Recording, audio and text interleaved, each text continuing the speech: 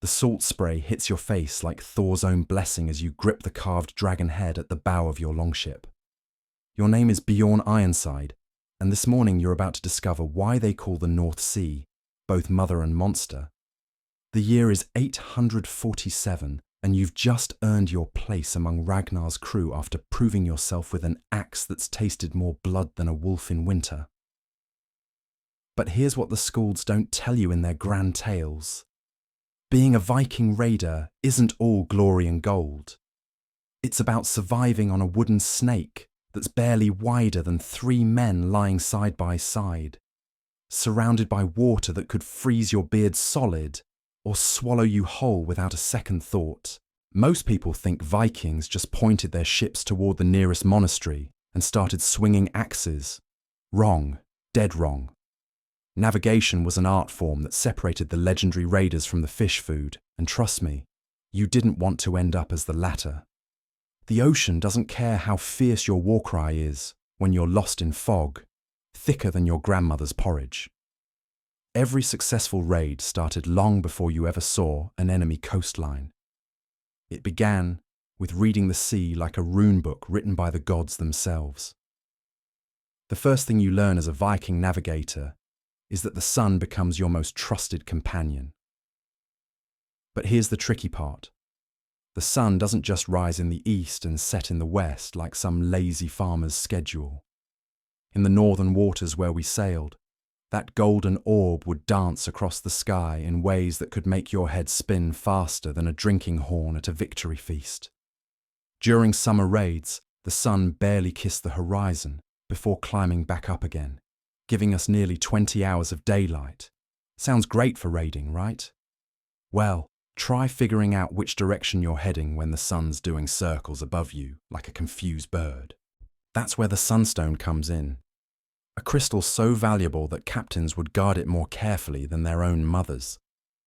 This wasn't some mystical wizard's trinket from the stories. It was a real piece of Iceland spar that could show you where the sun was hiding, even when clouds covered the sky thicker than wool. Hold it up to the heavens, rotate it slowly, and watch for the moment when the light splits into 2 equal beams. Point that crystal toward where those beams meet, and you've found your hidden sun.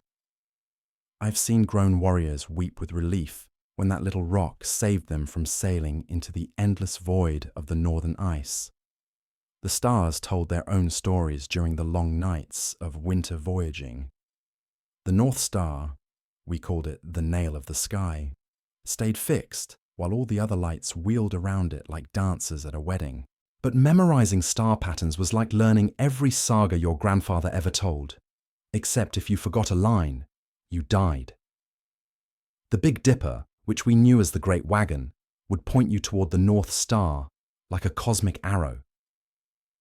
During my first night watch, I spent hours staring up at those lights until my neck cramped worse than after a day of rowing. The old salts would test you by making you recite the star positions with your eyes closed. Get it wrong, and you'd be scrubbing the deck until your hands bled. Wind patterns became as familiar as your own breathing. The sea breeze would shift throughout the day like a moody woman. Morning winds from the land, afternoon breezes from the water. Smart navigators learned to read these changes like prophecy. A sudden shift in wind direction could mean land was near, or it could mean a storm was brewing that would turn your proud longship into kindling. I remember one voyage where our navigator, Old Gunner One Eye, smelled rain in the wind 3 hours before the first drops fell. That early warning gave us time to find shelter in a protected cove instead of fighting the storm in open water. But the most reliable guides were the birds and sea creatures that called the ocean home. Seagulls meant land was within a day's sailing. Those screeching thieves never ventured too far from their cliffside nests. Gannets diving for fish told you about currents and feeding grounds. Even the whales had their patterns, following the same routes year after year, like enormous, blubber-covered road markers. The trick was learning to distinguish between the birds that meant safety and the ones that meant you were sailing toward rocks that would crack your hull like an egg. Wave patterns were the ocean's own language, and learning to read them took years of practice that would leave you green-faced and hanging over the rail. Waves that hit your ship from two directions usually meant you were approaching an island or headland. Long, steady swells indicated deep water and clear sailing. Short, choppy waves meant shallow areas where hidden reefs could turn your dragon ship into expensive driftwood. The most experienced navigators could tell you about islands they'd never seen just by feeling how the waves bounced off distant shores. Watercolor gave away more secrets than a drunk monk. Deep blue meant safe. Deep water where sea monsters supposedly dwelt. Green water indicated shallows where you needed to watch for rocks. Brown or muddy water meant rivers and coastlines. Perfect for raiding, but dangerous for navigation. The foam patterns where waves met rocks could tell you about underwater obstacles from miles away. I learned this lesson the hard way, when I nearly ran our ship onto a reef because I was too busy dreaming about the silver we'd steal to notice the telltale white caps ahead. Temperature changes in the water, and air could predict weather better than any seer reading chicken bones. Warm water rising from the depths meant strong currents, while cold spots indicated dangerous weather moving in from the north. Your skin became a weather instrument more accurate than any tool the Christian monks had in their monasteries. The salt content of the water changed as you approached river mouths, and experienced navigators could actually taste the difference. All this knowledge had to be memorized because writing down navigation secrets was like handing your enemies a map to your treasure. Every successful raiding route was passed down through stories and songs that seemed like entertainment, but were actually survival manuals disguised as fun. The sagas that warriors recited around campfires weren't just tales of heroic deeds. They were packed with navigation details hidden in the poetry. When a skald sang about Thor's hammer striking the eastern mountains, he might actually be describing landmarks that would guide you to a profitable raiding target. The most valuable navigators developed what we called sea sense, an almost supernatural ability to feel the ocean's moods. They could wake up in the middle of the night and tell you exactly where the ship was just by the way it moved in the swells. These men became more precious than gold because losing your navigator meant losing everything. A good navigator could turn a desperate crew into wealthy warriors, while a bad one could transform the fiercest raiders into food for the fishes. But all the navigation skill in the world meant nothing if you couldn't handle what came next, the actual raiding, because once you spotted that perfect target on the horizon, your real work was just beginning. The moment you beach your longship on foreign sand, everything changes faster than lightning splits the sky. Your heart pounds against your ribs like a war drum. But here's the thing. Nobody tells you about Viking raids. The fear isn't your enemy. It's your fuel. That churning in your gut that makes you want to empty your breakfast over the side. That's the same feeling that's going to make you fight like a berserker when the moment comes. But first, you need to survive the approach. Timing a raid was like predicting when your wife would forgive you for coming home drunk. It required understanding patterns that seemed random but weren't. The best raids happened during the dark of the moon when your black-painted ships could slip along coastlines like shadows with teeth. But moonless nights meant navigating by feel and instinct, trusting your crew's ability to row in perfect silence while you guided them through treacherous shallows, using nothing but the sound of waves against rocks. Dawn raids were our specialty, because most people are useless when they first wake up. Picture this. You've been rowing for 6 hours straight. Your muscles burn like fire, and your hands are raw from gripping the oar. Then suddenly, there it is. A monastery perched on a hill, like a fat sheep waiting for wolves. The monks are probably still stumbling around looking for their morning prayers, while you're already charging up the beach with enough steel to outfit a small army. The first rule of raiding was speed.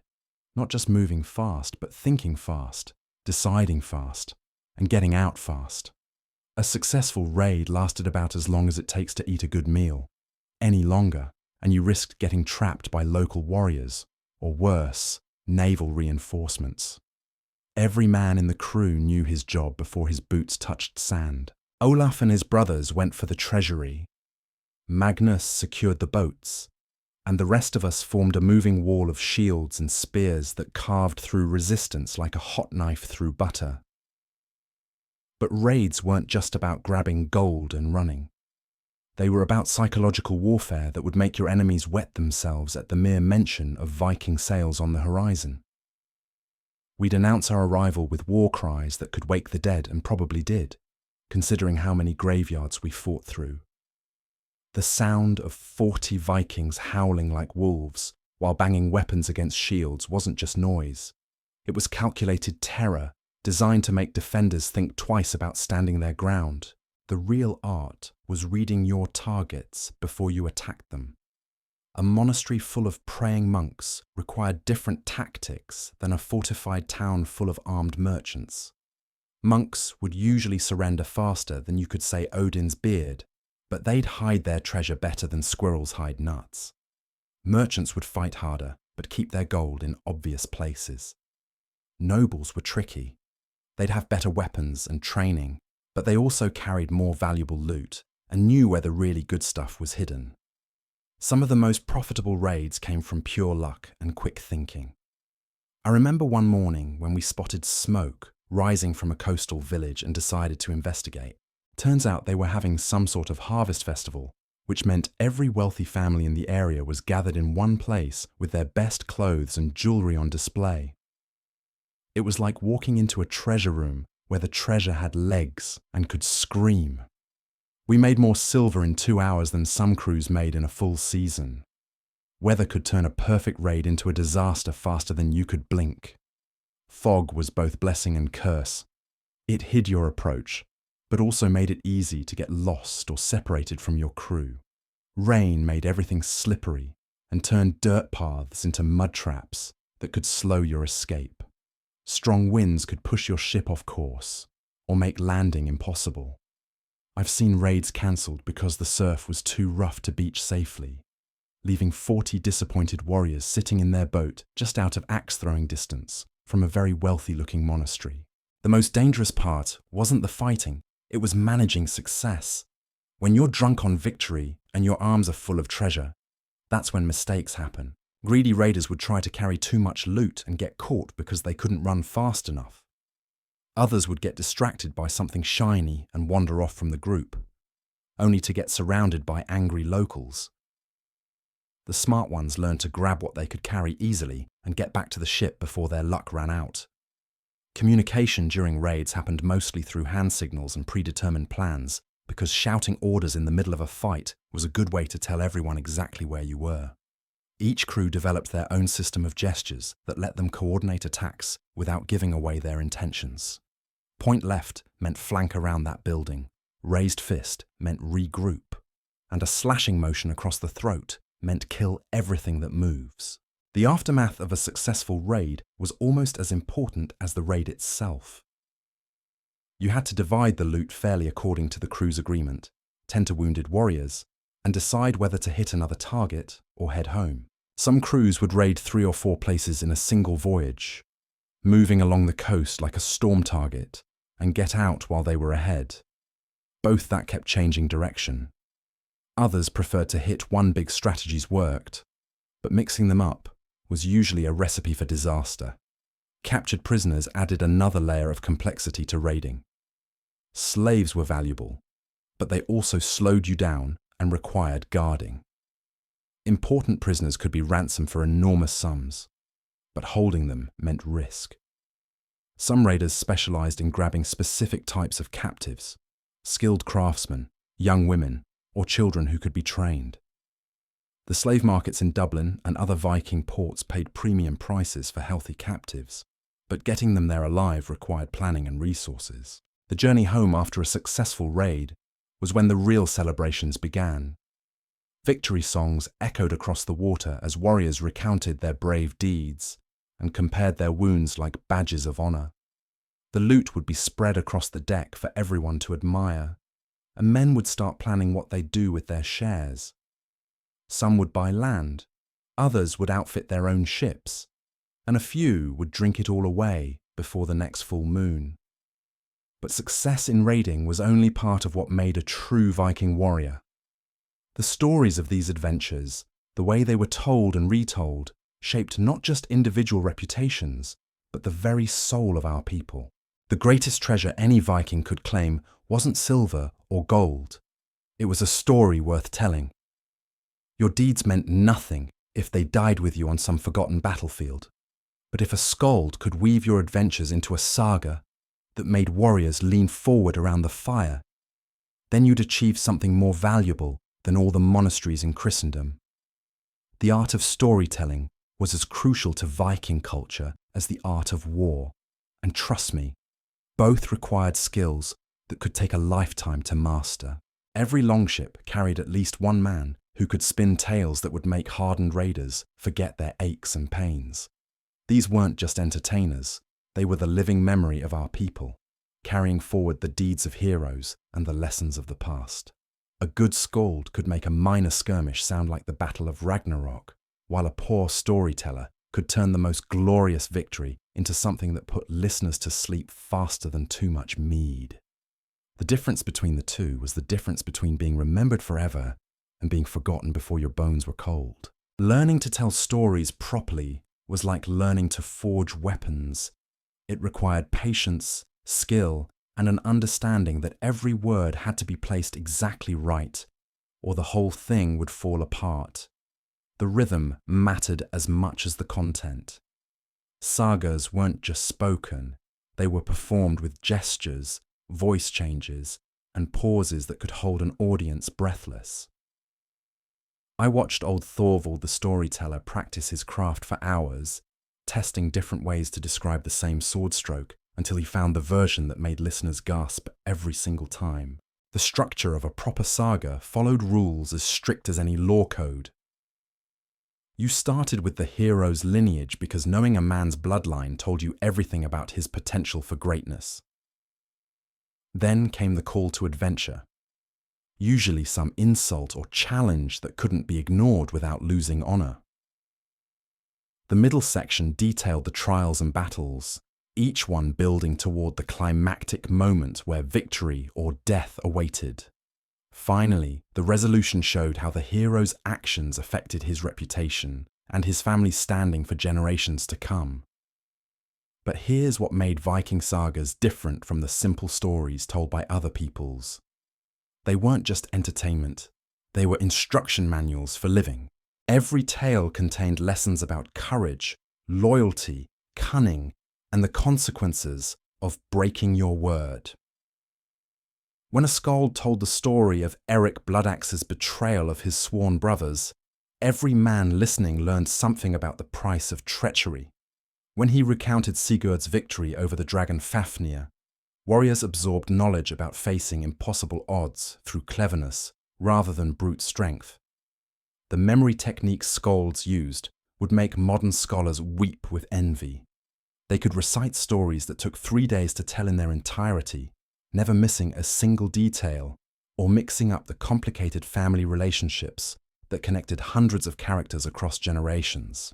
They built memory palaces in their minds, associating each part of a story with familiar locations, smells, or sensations. Some could perform 50 different sagas without repeating themselves, switching between tales based on their audience's mood or the lessons they needed to hear. Audience participation made these storytelling sessions feel more like religious ceremonies than simple entertainment. Warriors would pound their drinking horns against the tables during exciting battle scenes, chant responses during familiar passages, and even correct the skald if he changed a beloved detail.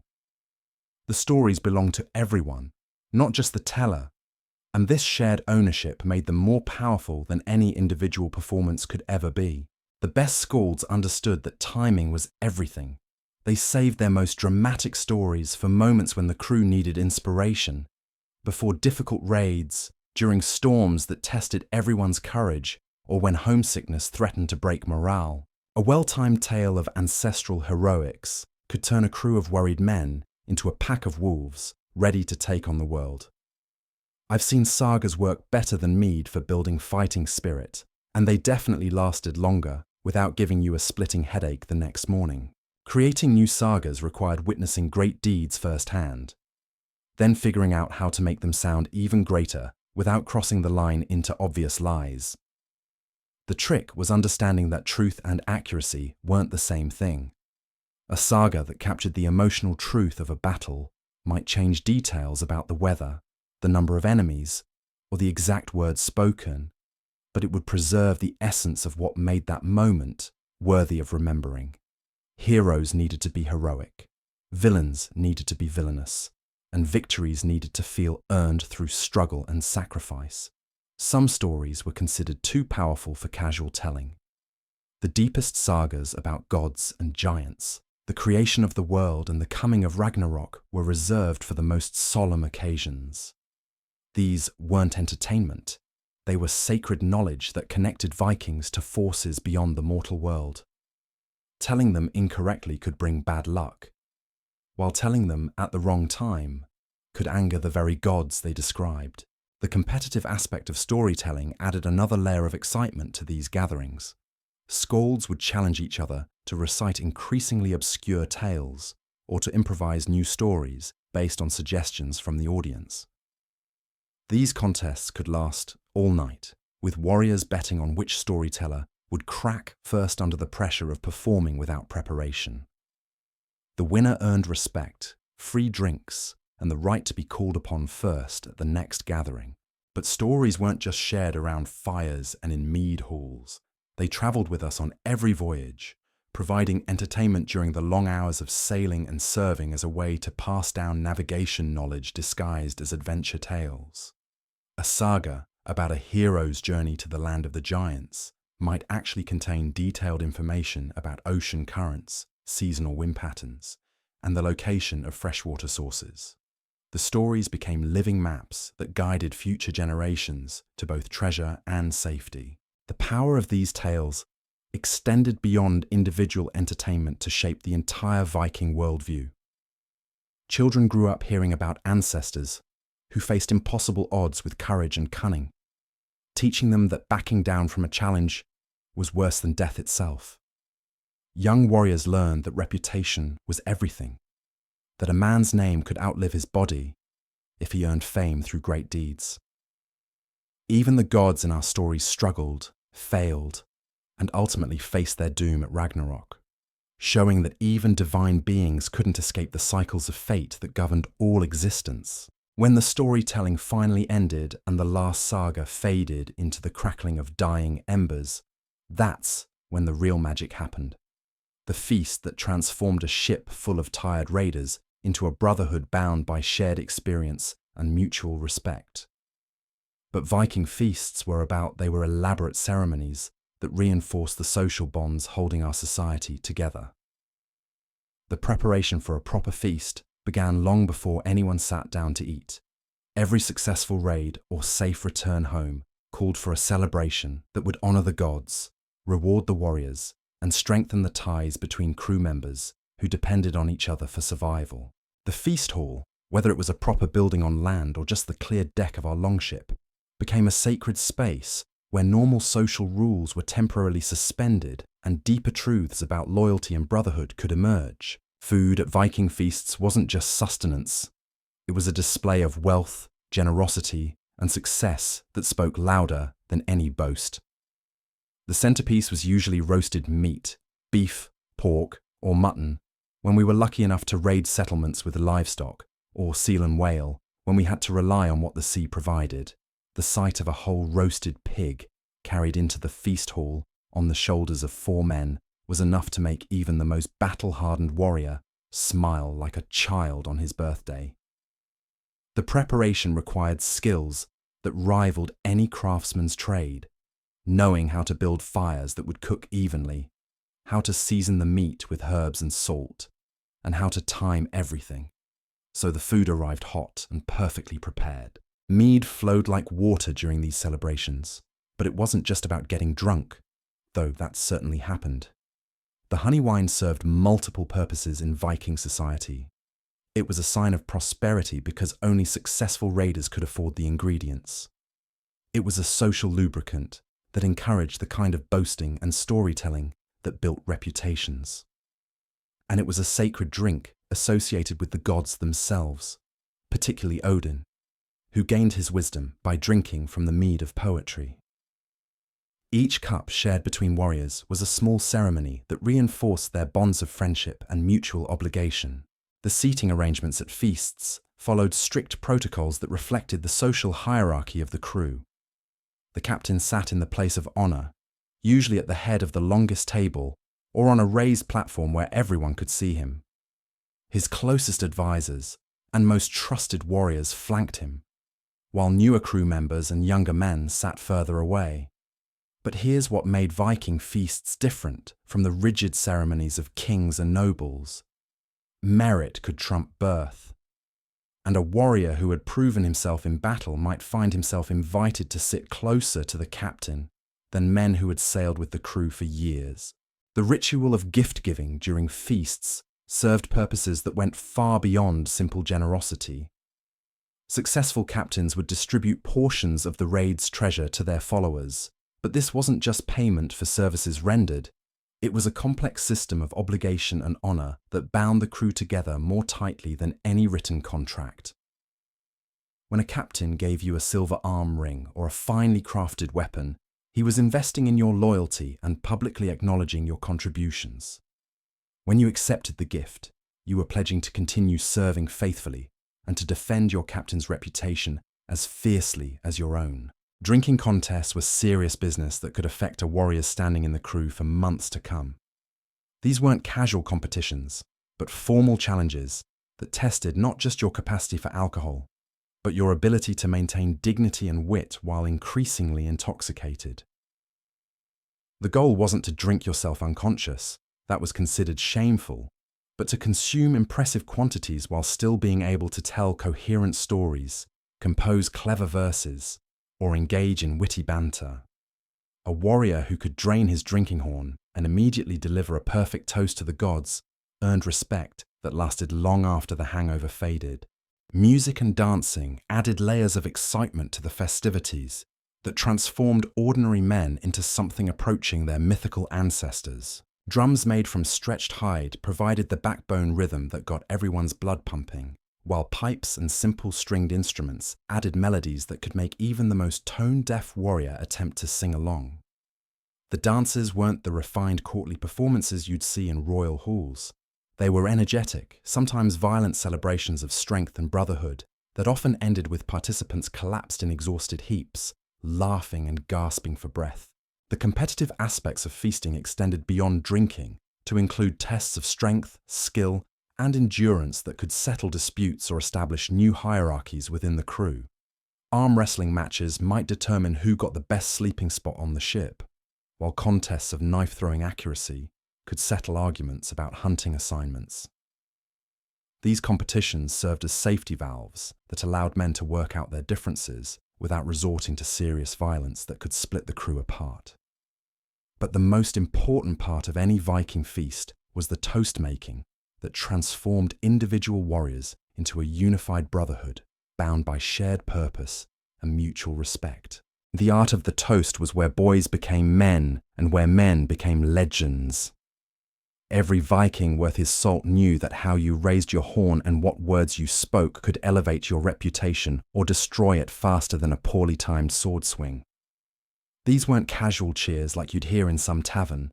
They were formal declarations that carried the weight of oaths sworn before gods and witnesses.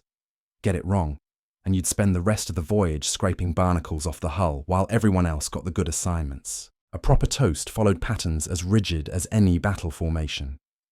You started by honouring the gods, usually Odin for wisdom in battle, or Thor for protection on the seas.